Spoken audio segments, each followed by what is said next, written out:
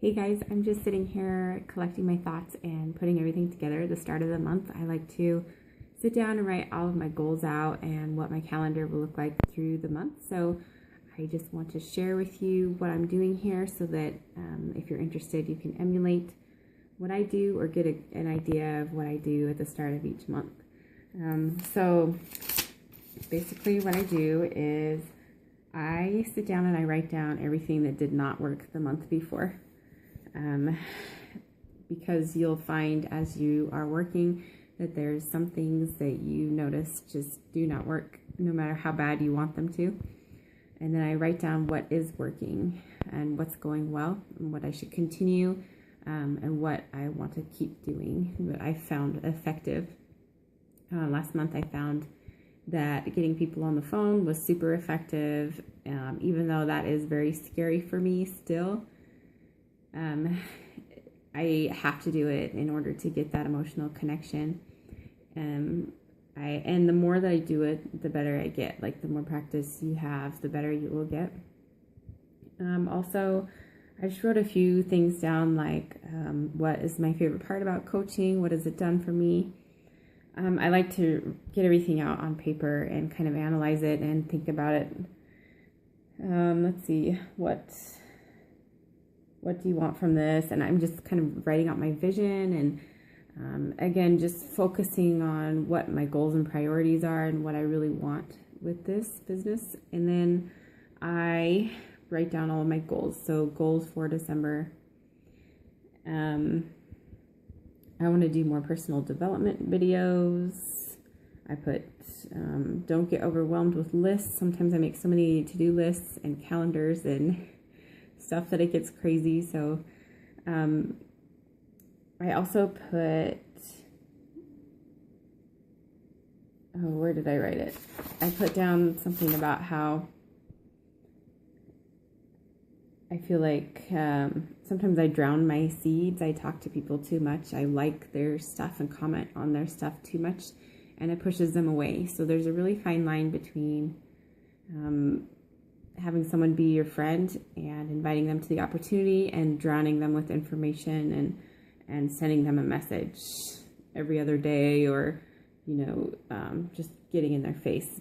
People are going to pull back if you do that. And I have done that in the past a lot of times. And so I have to really watch myself to not do that.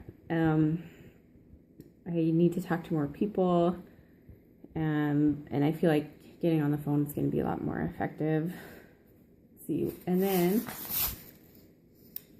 I wrote down a few coaches who I want to help hit Success Club this month, because I know there's at least 4 of you who want to make this your full-time income and want to hit Success Club. So I wrote your names down, and I want to help you to push yourself and to do your best.